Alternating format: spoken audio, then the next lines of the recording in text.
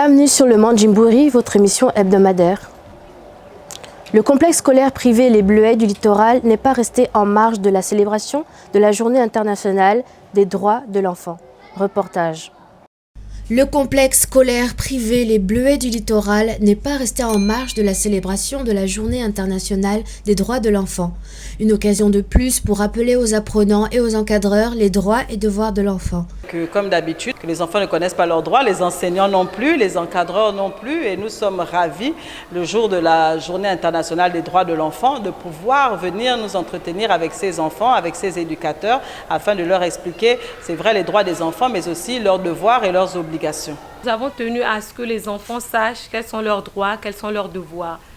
Qu'ils sachent que s'ils sont victimes d'abus ou d'agressions, peu importe l'environnement où ils se trouvent, qu'ils ont le droit de pouvoir dénoncer cela. Plus qu'une récitation, ces écoliers semblent bien connaître leurs droits et leurs devoirs. Mes devoirs sont de travailler, de faire mes devoirs et de faire les tâches ménagères et de respecter mes parents. Mon devoir est d'aider mes parents et ramasser les papiers qui sont au sol. J'ai le devoir d'être respectueuse et être à l'écoute des grandes personnes. On a aussi le droit à la santé gratuite. On a le droit au loisir, on a le droit de se faire respecter, on a le droit de donner son avis et on a le droit de manger à sa faim. Mes devoirs, c'est respecter la maîtresse et suivre la leçon et bien écrire. On doit respecter tout le monde, on doit respecter les parents, on doit respecter les maîtresses, on doit bien travailler. En plaçant l'épanouissement et le développement de l'être humain au centre de sa pédagogie, le complexe scolaire privé Les Bleuets du Littoral mène à chaque année académique des activités comme celle-ci afin de préserver les valeurs morales, juridiques, coutumières et éthiques de la société. Du 3 au 7 décembre, Port-Gentil accueille la première édition du Forum d'Afrique du handicap. L'annonce a été faite lors d'un point de presse du comité d'organisation. Mesdames et messieurs, l'ONG Agir pour le handicap à l'école et l'association Nos enfants extra capables de France, en partenariat avec la mairie de Port-Gentil, organisent le Forum Afrique du handicap à Port-Gentil au Gabon du 3 au 7 décembre 2024. Le thème retenu pour cette première édition, pratique inclusive, éducation, autodétermination et participation sociale des personnes vivant avec une déficience intellectuelle.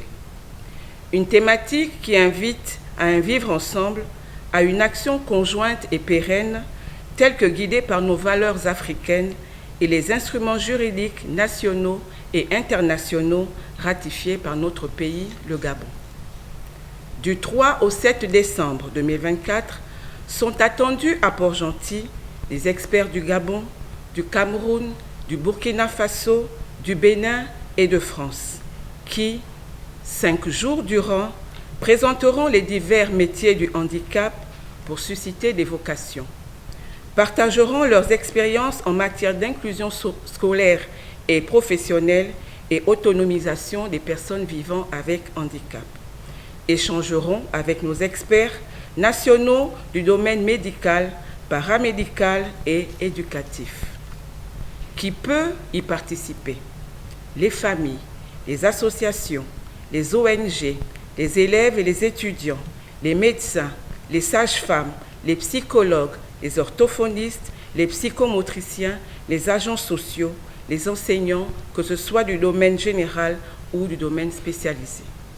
Il s'agit d'inclusion sociale, changer le regard sur le handicap. Tout le monde peut ou devrait y participer. Population de Port-Gentil, cet événement est le premier du genre dans notre ville et intervient au moment où les plus hautes autorités de notre pays, le Gabon, à travers la nouvelle constitution et l'annonce de la création d'un pôle handicap à Port-Gentil, font leur part pour redonner aux personnes vivant avec un handicap leur lettre de noblesse.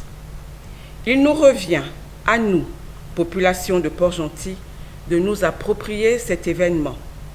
Nous remercions déjà la mairie de Port-Gentil et l'implication personnelle du délégué spécial en charge de la gestion de la ville de Port-Gentil qui, entre autres, met à disposition les différents lieux qui accueilleront cet événement.